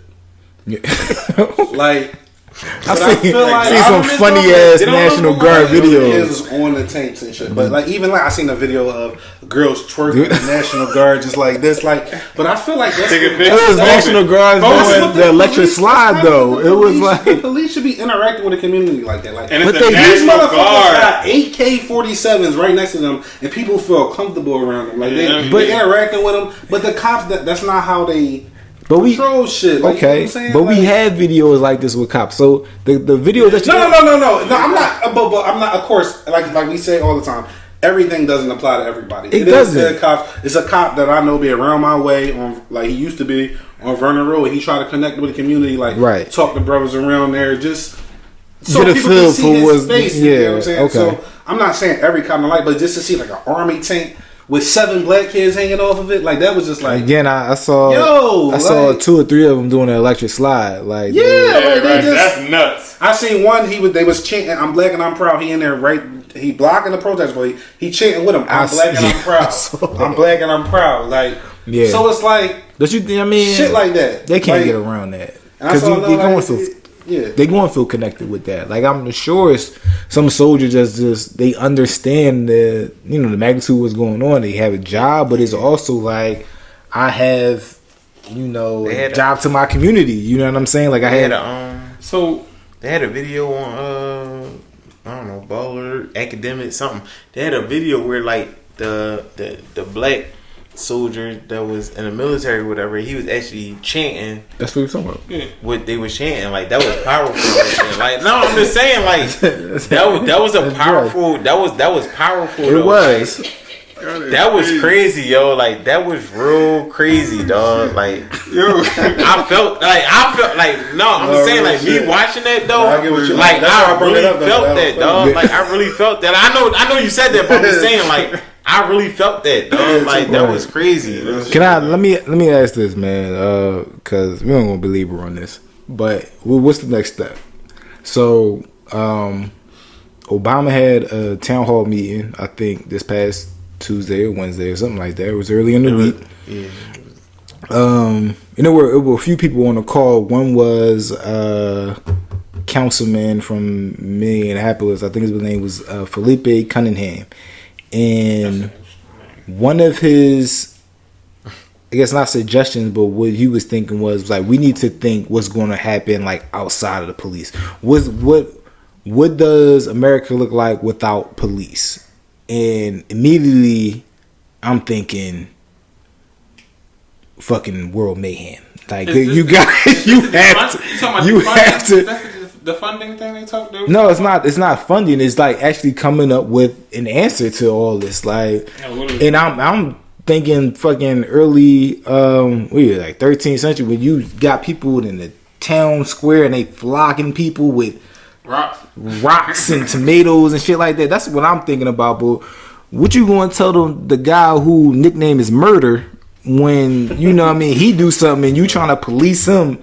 As a community, like that just doesn't work for me. But I think the actual thinking of something like what's next, I think that's cool, but not necessarily that idea. So what y'all think? Like, you think like giving a goal, like a goal to look forward to? I think we need a crew to people. Something outside of a government. Period. I think we need a board of people that we designate to speak for us, and we need to really like.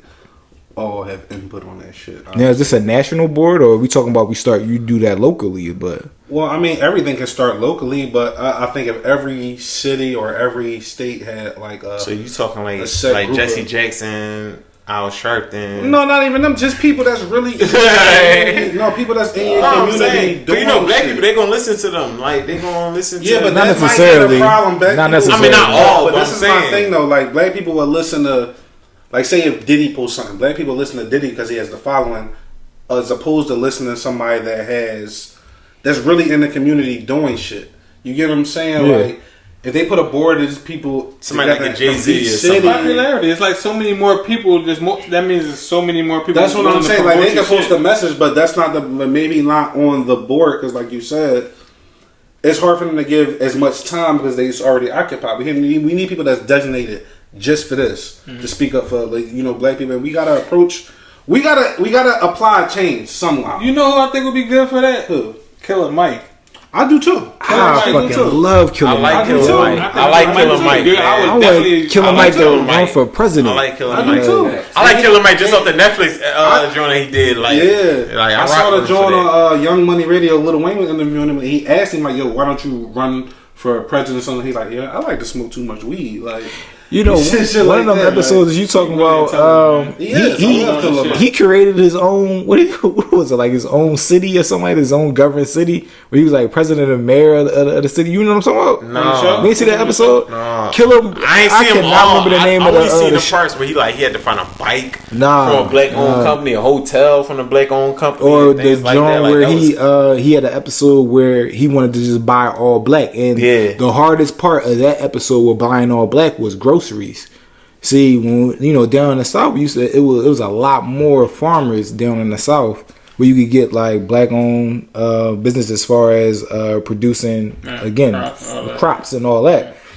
With it not being as many around anymore, he had trouble locating these black owned markets who got black owned crops and everything in, and he found like one lady or whatnot, and I forget what happened. She was like an older lady, and she was just saying a lot of them had just died down after so many years. But you know, when you think about that, how many there used to be back then, and now it's just like dying off. They're dying off. It's like the next generation just don't have the same grind like the way the old folks exactly. did. They don't got the same focus and they don't got the It's same a lot or the more vision. things. It's a lot more things around too. Well, in farming, a lot of the generation just don't know the history. In farming, though, you know, it's a lot of work. So you don't want to put in the younger generation, you don't really want to put the work in for that. So you're looking for another industry to kind of do it. So to take over that family-owned business of like crops or whatnot, you know what I'm saying? Like that's just not in line with what they want to do. That's not the work they want to do. And they, to your point again, they don't really know the history of it and understand the fact like this shit is important. You know what I mean? Like for him, like I said, the hardest thing when he was talking about black-owned businesses and just keep buying black was find black farms and people who produced food as a entirely black-owned business. So, we did touch it. We started to get in on Goodell and what he said. I think he's saying that basically we should have listened to Colin Kaepernick when he started and not ignored the teams. You know what I mean? Requests to look into police brutality and all that, and then not to kneel. Y'all believe that it's going to be changing the NFL or no? I don't I think they're going to have to. Though. They have to change. I think they're going to have to. You can't do that and then not change. You can't make that statement that he made and then just not. But I feel like it's always when the climate is hot. That's when like the pretty words are said, and then after that, are they going to continue to follow up? Right. Yeah, but what like as follow up? What do you mean by that? Like continue like right now, while it's a hot topic, now they all involved. But once it starts to die down, are they going to still, give it that same, keep that same energy? I think they already headed that way with that partnership they have with Jay-Z, whatever they're doing with that. Like I don't know, but I think they're like you said last week. People are fed up, so it's like we're not going to keep going for your same bullshit.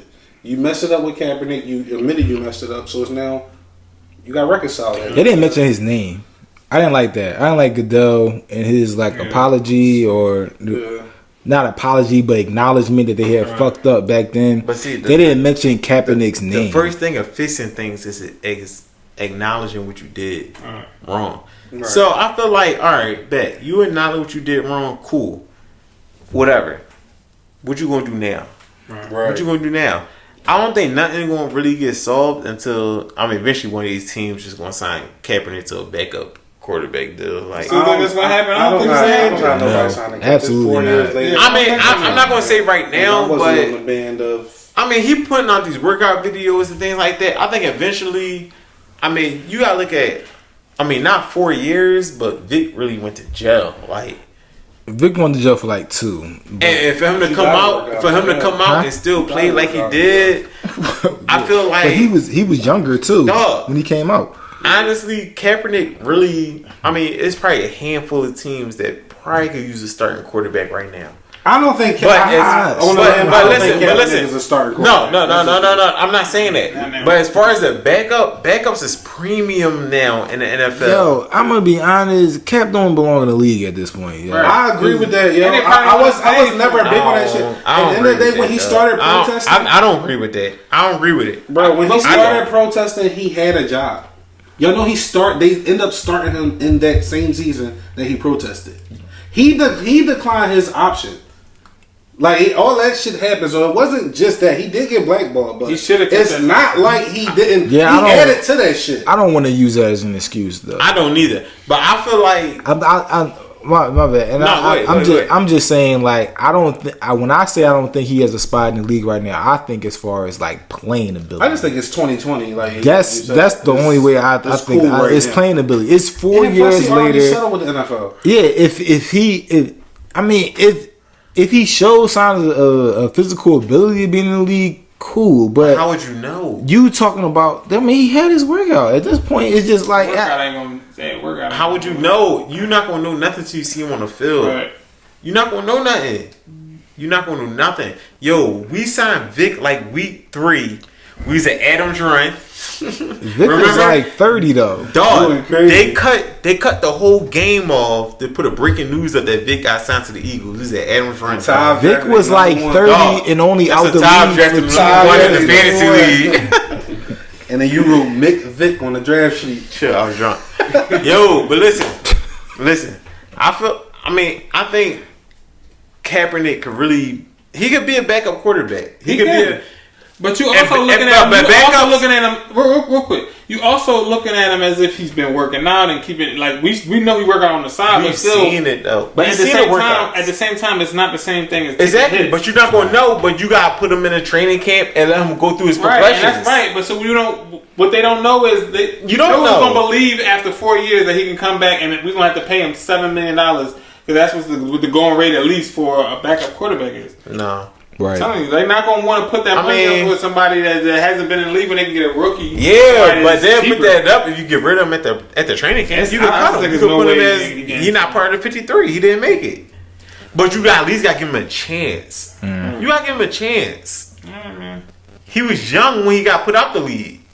He was young. He wasn't young, but he was like. He was young. He was actually about to lose his job. If you in the 20s, if you in the 20s, how you about to lose his job? He just went to the Super Bowl. No, he went to the Super Bowl like 3 years. He went to the Super Bowl probably 2 years before that. That's a big difference though. Like motherfucker. Why is it a big difference if you? Because the Jaguars just the other year was good as shit in the playoffs. I feel like Cap deserve an opportunity though. Look, bring him in for a camp and see what he can do. That's all. I understand that, but is he going to accept a backup's money? Like, that's the whole thing. It's not just him not playing. Like I get he was blackballed and all that, but at the end of the day, like that's up to him to figure out. Nobody wants a backup that's going to come and bring more. Listen, if they be like everybody else on the team, if they say Kaepernick turned down a such and such job, that's a different story. But for him not to at least get an opportunity, well, he was about to have a Ravens job, but his girlfriend said some stupid shit. And then he didn't get that because of that. Yeah, but that's not his fault. But you can't say that's not his fault because that's just a company that he kept around him. But that's your fault. That's not him though. That's your fault though. But it's not coming from him. But it's not coming from his playing ability. But it's coming from his wife or his girlfriend. Vic fighted and Andy Reid gave him a chance. It matter when they looking for a reason not to sign. It matters exactly. So I'm saying like you can already have these spots. But if you're not unsure of your backup quarterback situation, which I'm sure half of the NFL teams is right now, you can't name 5 backup quarterbacks right now. Who the Ravens backup quarterback? Who is it? Robert Griffin? No, it's not. It is RG3. It might not be though. I think he was on the 1 year. Hold on. Who Ravens also had the MVP, so they don't need that. It's 32 teams in the NFL. They was doing him a favor. Name 5 backup quarterbacks right now. My thing is, backup. At the end of the day, you always Josh Rosen. All right, fuck. He has started too. All right, yeah, like I want him to stand. I respect Cap and all that, but as playing ability, like 2020, nah, we done. All right, this week's what's your opinion on is from 1ZZZ _row. Our man Cicero. So he said, "Why do black people only get on this black power shit when it's trending or popular? I don't see none of these people talking that shit on Black Friday, on holiday season. They don't be in none of the marches or protests. How many people want to keep the same energy come June 16th, 2021? Oh, so it's June 16th. Man, we're waiting for that one. I mean, let's cross out the Black Friday part. I feel like a lot of us not aware to what's going on. We live through it, but we don't really speak on it as much. And I feel like once we start speaking on it and taking action, I feel like going through it is just emotion that we accustomed to. We're accustomed to going through these things that's happening nowadays. Being pulled over all the time for no reason, dealing with police brutality for no reason. Like, we're accustomed to that now, being black. So I feel like taking the action that we're taking action on now is making an impact. I think with this, everything that's going on now within the past week, 2 weeks, I feel like it's taking I got a different approach on everything now. From before. Just seeing how everything is playing out now and everything that we're going through. I mean, that's basically it as far as what Sis had to say. Hey. With me. Okay.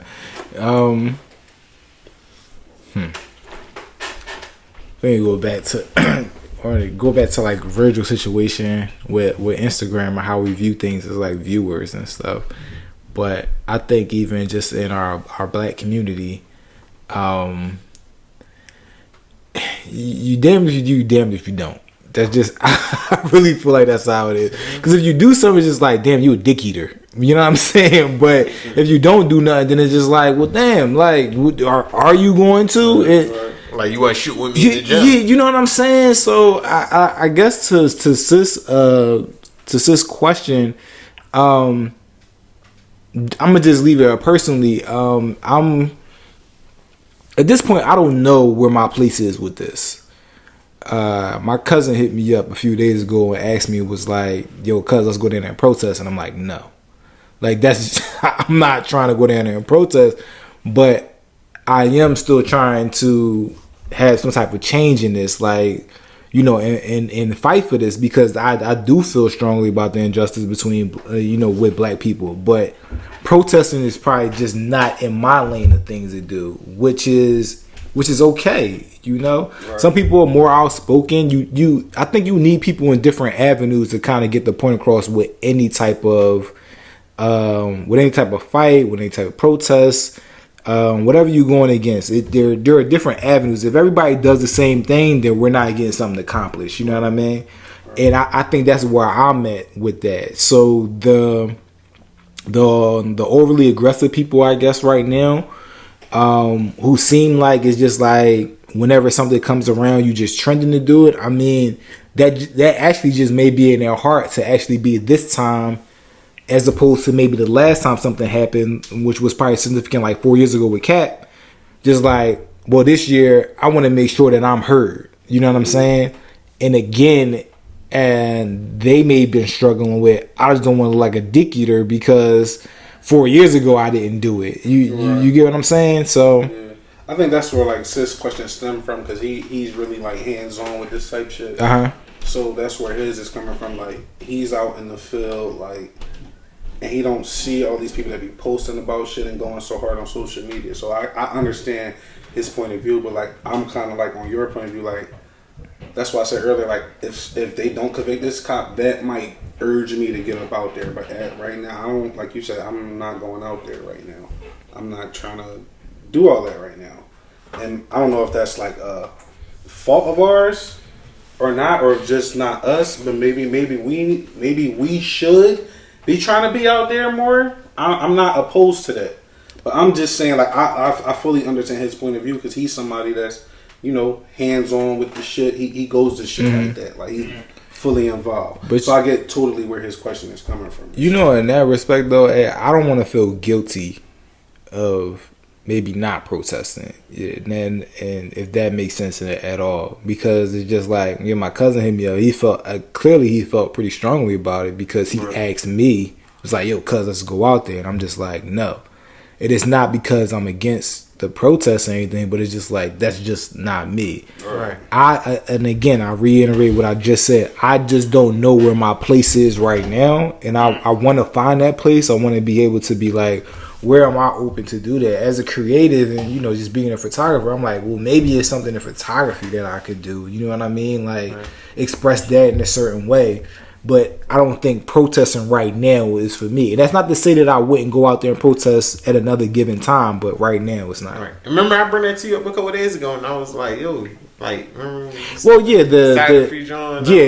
I wasn't being out there with the riot shit though. Right, with the riot for sure. It was that ain't gonna happen at all. Yeah, man. Basically, I just don't have the time right now. I got a 7-year-old, 7-month-old baby, man. But I can't. I feel guilty a little bit too, just watching everybody out there.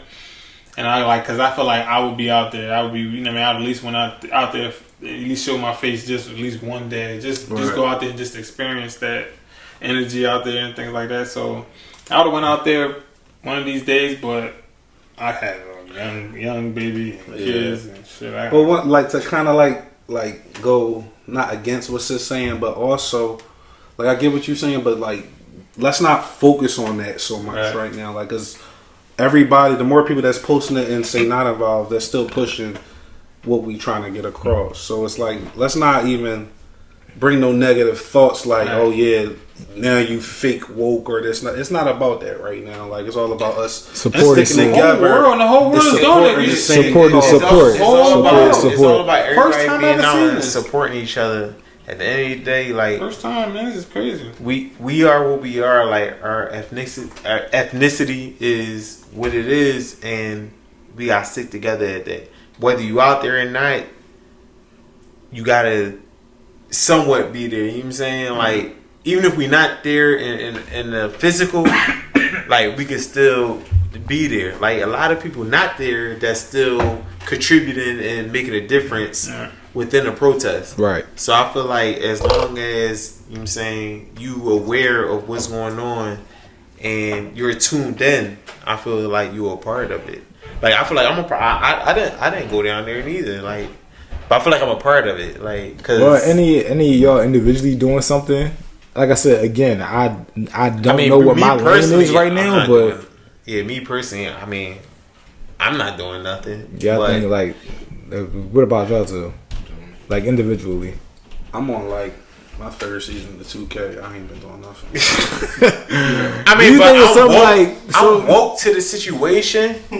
I guess specifically but as far as resources, I'm not resourced out like that to really be there. I don't want to. So, to your point, I don't want you to make it more insignificant than what it is. Right. I think when we talk about that, I say personally, I'm like, I just don't know where my lane is right now. But I would never say that whatever I'm going to do is just like not good enough. Not good enough. Right. Because I think whatever you do is you're doing something. So I don't want you to think like that. Exactly. I'm just saying, like, when I was asking like any of us individual, I'm like, at this point, I guess is this something that maybe we could probably think of to, you know what I mean, to do together? Because again, I just don't know where my lane is right now as far as, helping out the community or helping out what we're protesting for, what we're against as far as racial injustice, like what we want to do. But maybe that's just something we need to come up with. You know what I'm saying? Like, I don't know. But I don't want to make it. I don't think it's me being fake woke at all. I just think it's done by a conversation. Yeah, we can have a conversation on it. I mean, I'm pretty sure we come together and do something. Maybe next. But I don't think his point is that everybody that just didn't go down there and all that stuff. I think he's just talking about people that's like just fake pushing the agenda, pushing like that don't really care or not really. Yeah, he's not like because I feel like we kind of like comparing it to our lives. You know what I mean? Right. That's what I'm saying. I'm kind of like, well, I ain't been down there. But it's our people, so I feel like we gonna care because it's our people. So I feel like we could care and we can do something. We just never had that conversation on. I think to this point, I mean, there probably are some people just doing it because it's fucking trending. But, yeah, I mean, some people are definitely doing it for. You know what I'm I honestly don't think it's that many. You saw the people that took the picture in front of the building. And then they hopped in the Benz and left out. White people. And she got fired. And she got fired from her job. And all that. Trump. I definitely saw that. Oh, Donald Trump. So you definitely using the army. Definitely being opportunists on a whole situation that's doing it. Well, but, the president. So Donald Trump used the army to have protesters removed from the front of the White House just so he could walk across the lawn. Not in front, just like in a whole radius of it. Like and they came out there with flashbangs and do a photo op in front of St. John's Church, which is like. That's when they say he held the Bible up or something. He held the Bible up. He did a photo op. They probably took like literally 5 photos and he walked off again. And he gave the Bible back. He didn't have the Bible with him. They gave him the Bible while he was in the picture. On live television. And it's just like now that is definitely because shit is trending. You know what I'm saying? Like there was no other intent than that. So that's nuts, man. Our leader is just doing that. So right, you in a bunker. He told you went to check them to make sure everything was cool. Yeah, all right, motherfucker. Bunker. Yeah, all right. Bunker. You went down there to see what was up. You knew what was going on. Anything else y'all want to touch on, man, before we get out of here tonight? Man. Oh no! One more thing, man. What, man? Nah, shout out to A, man. A been pushing the group to be more active. I actually got a bike about a month ago by way of the inspiration of Matt made me sick on IG. He was riding his bike. He ride through the city 30 miles, and I got a bike. I rode my bike the first time. Was like, it ain't no fucking way this nigga rides 30 miles and I'm on this fucking bike. So I mean, I hadn't ridden it again. First time I rode it was 12 miles 3 weeks ago. I rode it again probably a couple days ago, 15 miles. Damn. But the second time that I rode it was by in part because of AJ. AJ been doing his thing right now, walking with his pop early in the morning. Walking, jogging. I walked 14 miles last week. I got the bike outside. I'm on the bike this week, man. Challenging everybody in the week to kind of get active, where they, jogging, walking, riding bikes. So shout out to A. My walkers was hurting because of that shit too. I bet.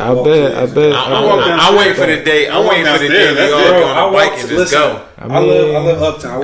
I walk. Me and my pop walk. You went to work last year, but Bro and and back. Whatever. And we just rapping the whole time, but it's like just being with somebody else. It don't even like seem like it don't seem that time. It don't seem like it. Yeah. My pop actually yesterday walked from the crib to City Hall. God. Yeah. It took him 2.5 hours. I seen my that. pop don't be playing, but my pop 2.5 hours. That's all it took. Back and forth. You gotta have. He walked one way. After he walked to my grandma living around like Fairmount Ave. And he walked here and then he caught the bus back. But you get what I'm saying? Like he just do shit for my dad got a car. He got 3 cars. Like, he just caught it before the experience. Nah, I mean that's cool. I love your pop, man. Your pop the man, dog. I love your pop, man. Shout out to Aaron, man. Yeah, shout out to Mr. Aaron. Shout out to them good shoes that allow him to do that, because that is wild. Yo, shout out to all fathers, man. For sure. Shout out to all fathers. I think we'll have another episode. We're gonna have a Father's Day episode, man. We're gonna have a Father's Day episode, man. We gonna actually we might cut it in between a week, but we gotta have one. Like, we might even try to get like input from some fathers and shit. Like, that'd be cool. Nominated, like